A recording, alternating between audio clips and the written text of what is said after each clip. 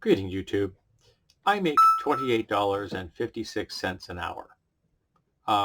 Some of that is shift differential and some of that is because I'm a lead operator. But that's what I make per hour straight time. I don't work overtime, so I don't really take advantage of that. Um, Thanks to my job, my hands don't work much anymore, and I don't work overtime because otherwise I might become completely unable to use them. Wouldn't that be awesome? But it's important to know that it's perfectly legal for you to discuss your pay with anyone at any time, and no one can stop you.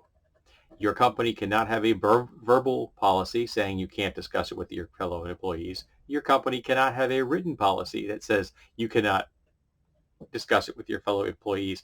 In fact, it is known as the National Labor Relations Act. I believe that was enacted in 1934, but I could be wrong on that one. I believe it was the 1930s, though. I find this whole topic interesting because in America, one of the things that we almost always ask someone upon meeting them is, what do you do for a living? Which is a very twisted way of looking at it because, you shouldn't have to do anything for a living. You should just live. And our system shouldn't be built upon the concept that unless you're laboring, you are unworthy of living. It's a very twisted narrative. Makes me think of, that Protestant work ethic, the prosperity gospel kind of BS. But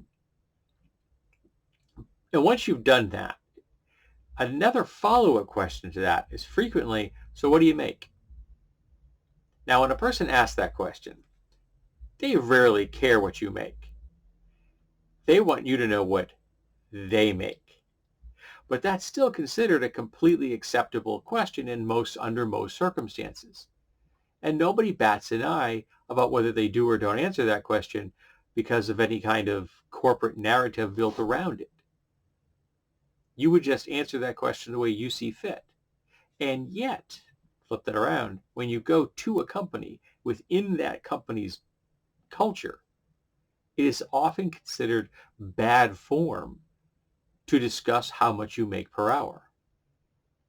Now, some people don't do it because they're afraid if other people know what they make per hour, that other employees will get mad at them if they make more than those other employees.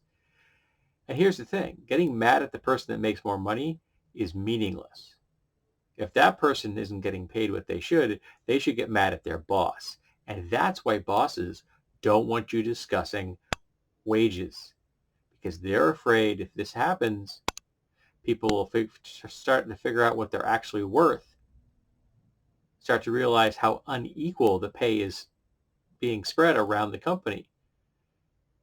Well, with these two people right here, they've been here the same amount of time. Well, come that guy's making more money than that woman. Hi, the guy's making more money than the woman. People might start asking questions. Or somebody notices that a whole lot of brown and black people are making less than white people, even though the brown and black people have been there as long or longer and they have more responsibilities. So why is that? Why is that guy making more money than I am? I've been here 5 years longer. I do more. I know more. I'm more versatile. So why is that guy making more than me? Huh. That's a question I think I might want an answer to. And that's what bosses are afraid of. They're afraid of us joining together, pointing at them and saying, hey, we got some questions for you. I find this kind of situation all the time. It's like the company wants us, at my job, to produce high quality parts. Absolutely understandable. But if you want us to produce high quality parts, you need to give us a high quality process, which they don't do. They give us a process that barely functions and it just limps along with Band-Aid after Band-Aid slapped on it until the job gets done and we can ship the parts, and then they change the mold, they put a new mold in, and that one just barely limps across the finish line. But we're held to the standard of making sure every single one of those parts that leave the building are perfect. But you're not giving us a perfect process. So why are we being required to give you perfect parts?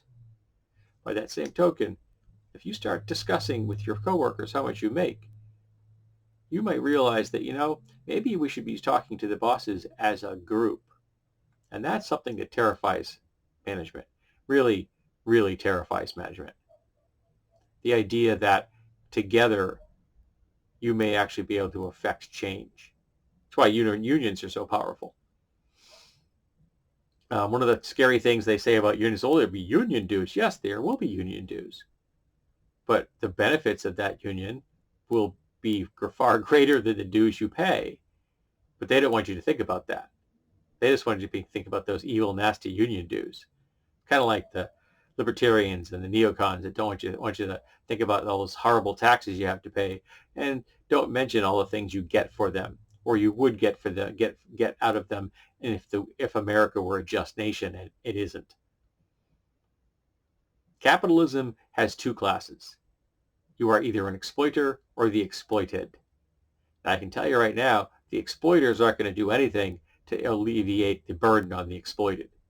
The exploited are going to have to join together and make the exploiters do what the exploited want them to do, to change the system so that someday there are no exploiters, there are no exploited, and we can live in a fair and just society.